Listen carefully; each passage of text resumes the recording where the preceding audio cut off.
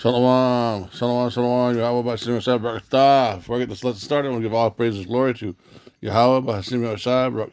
Yahweh B'Hashem Yashai. Give double honors to the elders and the apostles, the great millstone of whom I learned from. And a shalom to the hopeful elect brothers taking this truth to the four corners, bidding the elect spirits of Yasharallah to the marriage supper of the Lamb, who is Yahweh Shai. This is your brother Radah. Just some insight, just a little quick peek into the situation where this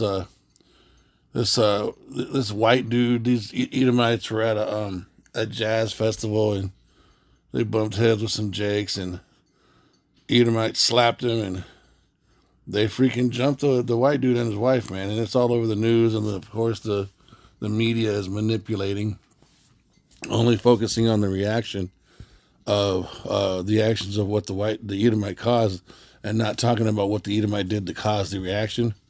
So check this out. Listen to what this guy says. Makes some pretty good points on the hypocrisy of the Edomites. Only in America, a Russian immigrant can come to the United States of America, go to a black event, start a fight. Russian white immigrant comes to a black event, starts a fight with black people, gets roughed up a little bit. He don't even get his ass whipped.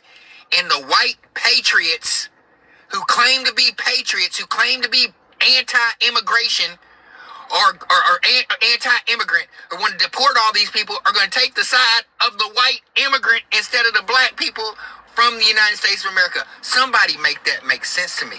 And they're going to try to win an election on it. Somebody make that make sense to me, while white America patriots will take the side of a Russian immigrant over black people. And now you don't understand why black people don't trust the Republican Party. This is point in case. Fix yourself, baby. And aren't supposed Edomite or white patriots, aren't they against the Russians? Haven't we heard? I'm 54, 53 years old, man. I've heard my whole life that Russia's bad. Russia's bad. Russia, there's no love for Russia in America, right? But some Russian dude comes over here and automatically the Edomites take his side. Over who? You Hebrew Israelites. You motherfuckers need to wake up. Let me see if I can pull up some more videos of this shit. This viral video of So there's a video. See, As someone who was born and raised in Cincinnati, Ohio, I felt obligated to make this video. When I saw that downtown brawl video making the rounds on social media, I knew right away the story's being told all wrong. They're calling the bald guy a victim, acting like he was just minding his business when he got jumped. But let's get something straight. He started it. The full video shows him slapping and swinging at people. That's what set it all off. Not a random attack, not a mob. He escalated it. And then we have domestic terrorists like J.D. Vance and Hermit Dilling jumping in, trying to spout their law and order propaganda. Yeah, the guy got stomped, and that's brutal, but he's not innocent. He literally put his hands on people first. And I always find it interesting, these same kind of people like to say FAFO or play stupid games, win stupid prizes, except when the perpetrator is white. Because according to the media and domestic terrorist opportunists like J.D. Vance and Hermit Dillon, you're allowed to go up and cause fights and start trouble, and you're the victim now, as long as you're white. I mean, Hermit Dillon herself made it about race, when there is absolutely nothing from the videos or anything we know that says it's about race. All they seen was white person getting jumped. It must mean race. Don't let these domestic terrorists hijack and twist this story to fit a narrative. this viral video of a just shockingly vicious beatdown, it's being received and talked about in very different ways depending on where you go on the internet, and I'd really love to know your thoughts here. So this started at around 3 a.m. Saturday in downtown Cincinnati, where you had dozens of people crowded into the street, where then in multiple videos you see a group hitting and kicking a man to the ground and then continuing to pummel him as he lies there. And then at one point trying to stand up after the attack subsides, but then immediately falls down again. And then later on we see a woman grabbing at another woman who is checking on the fallen man. But then another guy apparently punches the first woman, knocking her over and causing her head to slam onto the concrete. The video then ending as bystanders try to move the woman, who is apparently unconscious with blood streaming from her mouth. And as far as why the hell any of this happened, at the time we had pretty much no idea. Where the videos going around had no context. You had police saying it started with a verbal altercation, but also you had people noting that if you stumbled onto it the same way that millions of other people did, you saw it from posts from right-wing influencers. And because of that, you would have gotten a very specific impression, right? And in part because off the bat, you had the account End Wokeness posting the footage with the caption, "A white couple was brutally beaten at a jazz festival by a black teen mob in Cincinnati yesterday," which was then reposted by Ohio Senator Bernie Moreno, who accused Cincinnati's mayor of failing to... So yeah, they did that, and so the whole thing started with the Edomite Russian dude literally slapping the Jake in his face. And that's what caused it. None of that's being said, man. Keep the city safe. With that then reposted by Harmeet Dillon, the Assistant Attorney General for the DOJ Civil Rights Division, who commented, "Our federal hate crime laws apply to all Americans, saying nobody in our great nation should be the victim of such a crime, and where race is a motivation, federal law may apply." Then on Monday, what you had was a Cincinnati police chief shooting back at the way that this incident was instantly politicized. Social media, the posts that we've seen, does not depict the entire incident. Because what happens, that social media post and your coverage of it distorts the content of what actually happened. And it makes our job more difficult. But then also sharing, it is clear to us that alcohol played a part, a significant part, in this incident. Right, and then See, and even that's wrong. Alcohol, she should have said, the guy assaulted the other guy first. That's what happened. So this, you had the police reportedly charging 5 people that were involved in the fight, and 3 of them appeared in court yesterday. The police alleging that the trio coordinated the brawl and deliberately ambushed the victim, saying that in one video, one of them whispered into the ear of another just before they started.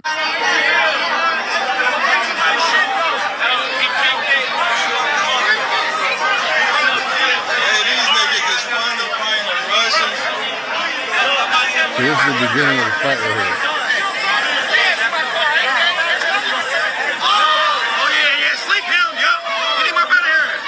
And that's what started it. That's the whole starting right there.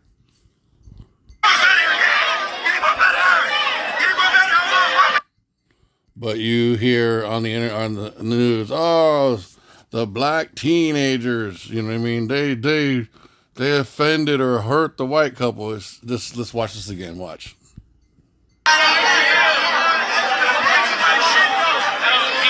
Man, the guy's bigger than anybody out there, so.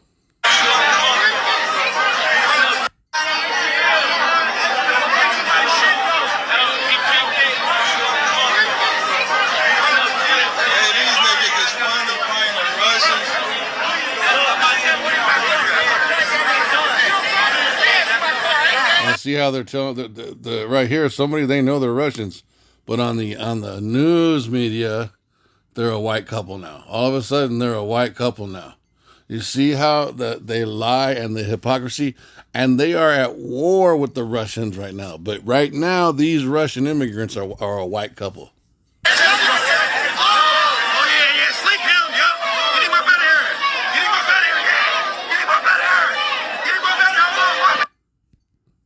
And on the video, these... Alright, you guys, I guess this video needs a little bit more clarification because there are still people in the comments that are very confused. But here's the thing, you guys. It is all about transparency, right? It is all about transparency. The way that the news is circulating this material right now, the way that the police are talking about the incident that ended up taking place inside Cincinnati over the weekend, they are one side and one side only. They are strictly looking at this as a massive attack against this white couple. And here's the thing, as the video indicated, the white guy assaulted the black guy first. I am not saying what... And I'm just going to get a couple precepts and be done, because there's no need to go into another hour. I just wanted to report, let's get Job. The joy of the hypocrite. The joy of the hypocrite. The joy of the hypocrite. The hypocrite. The joy of the hypocrite. Job 20:5. That the triumphing of the wicked is short, and the joy of the hypocrite but for a moment. These are precepts, okay? Let's go back one. Verse 24. Knowest thou not this of old, since man was placed upon the earth, that the triumphing of the wicked is short, and the joy of the hypocrite but for a moment? So this is applied to this, because the hypocrisy, and we want to show if Esau, the so-called white man, was all about true justice, right? If he was about true righteousness, true judgment, righteous judgment, they wouldn't have to do things like this. But that's not what it's about with this race of people, man. They are called the border of wickedness in Malachi 1:4 for a reason. Okay, well, I'm going to pull that. Let's go down to verse 10. I remember when I first read this. This is why the Apocrypha is so important. It's also, there's not one reason. There's multiple reasons why the Apocrypha was removed from the original 1611 King James Version Bible. There's many reasons, and it's all because it exposes one specific race, you guys.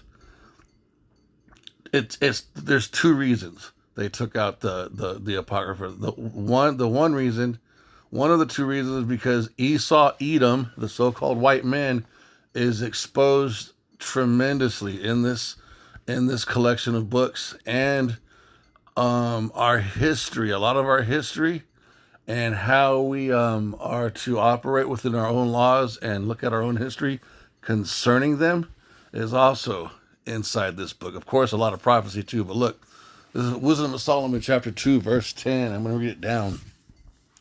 This is the inward workings of how they write their laws, okay?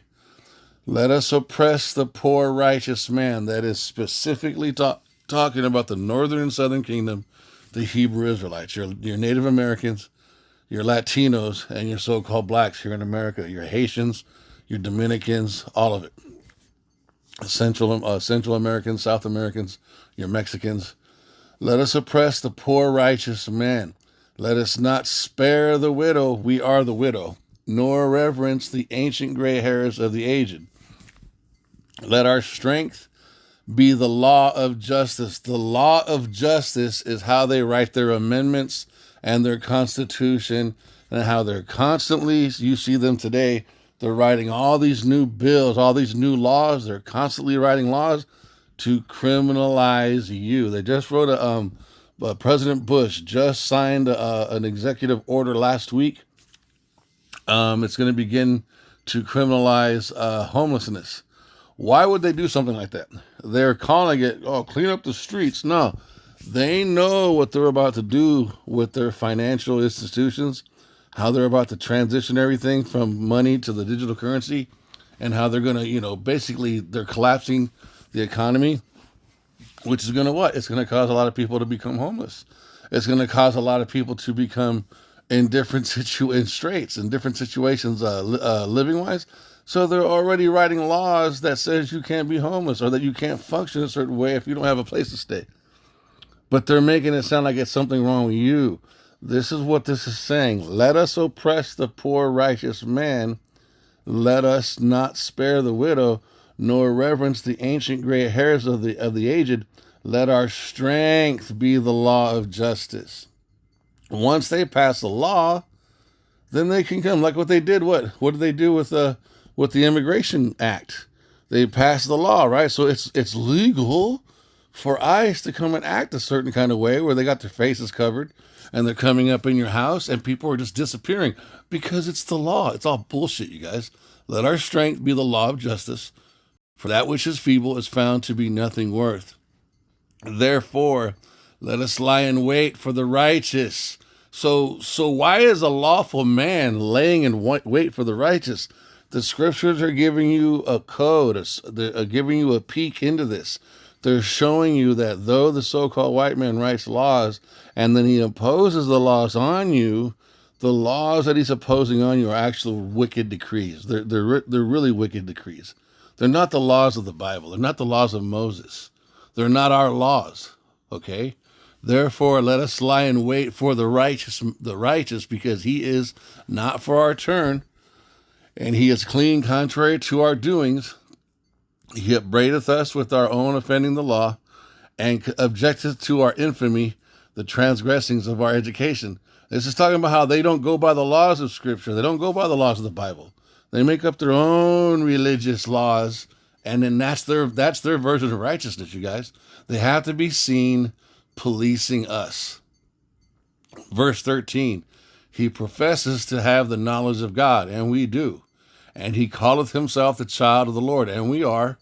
He was made to reprove our thoughts.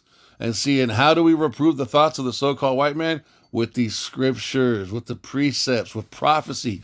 What does prophecy say compared to what the so-called white man says? And you'll see it's night and day. Verse 15, he is grievous unto us even to behold, for his life is not like other men's. His ways are of another fashion. Verse 16, he was esteemed. We are esteemed of him as counterfeits, and they are counterfeit. They're not the sons of God. They're not righteous people. They're the wicked. He establisheth, he abstaineth from our ways as from filthiness. He pronounceth the end of the just to be blessed, and maketh his boast that God is his Father. Let us see if his words be true, and let us prove what shall happen in the end of him. So this goes into Jacob's trouble, man. So I don't want to have this to be too much. I think that's Yashamike. Yep. I don't want to be too long in this lesson, but you got to see what the scriptures say. Oh yeah. So what is it? And like it says, right? Hold on, let's read it. Let me get that one precept real quick. He professeth to have the knowledge of God. He was made to reprove our thoughts. He is grievous unto us, even we are esteemed of him as counterfeits. Okay, now, so verse 16. Why? Because we know what it says about him. Look, I hated Esau, right? We know he's Esau. He's not white. He's not American. He's not Christian. Those are all titles he's put on himself. Malachi 1:3. I hated Esau, and laid his mountains and his heritage waste for the dragons of the wilderness. Look, verse 4, whereas Edom saith, we are impoverished, but we will return and build the desolate places. This took place during the Renaissance period. Okay, thus saith Yahweh of hosts, they shall build, but I will throw down, and they shall call them the border of wickedness. That means that they are the nation. They are the race, not just the elites, all of them. They are the border of wickedness, you guys. The people against whom Yahweh hath indignation forever. So when you see stuff like this and you understand the scriptures, they always assume Salakia. They always assume this righteous stance. What are so-called white people always doing? They're always saying we have done something wrong. Dude, they were saying this during slavery. Why? This is their wicked, false attempt to be righteous. They're always attempting to be righteous, and Wisdom of Solomon 2 explains it. The law of justice is their strength, not Yahweh Shai, not the blood of Yahweh Shai, not the scriptures, not the prophecies, the laws they write amongst themselves, you guys. Verse 11, let our strength be the law of justice. That sounds good, right? There's no mention of Yahushua in any of that. What is the law of justice? Because we follow the law of Moses. See, there's a difference, and they are counterfeits. This is all they do is sit around talking about what you did wrong. This is all they do, you guys. Their whole, you guys are 13% of the human population, but you commit 85% of the crimes, yet they're the race that goes around the whole world taking everybody's fucking resources. They're constantly putting us on television, showing the world, look what they did, look what they did. Why do they do that? Because that's their only form of righteousness. They don't have their own righteousness, you guys. They have to make you look bad, put you out on television, and then by default, they look good when they are shown arresting you. That is their righteousness. That's not how our righteousness works. Our righteousness comes from Yahweh by Hashem Yahweh Shai. There's a difference, man. So I pray that this lesson was edifying.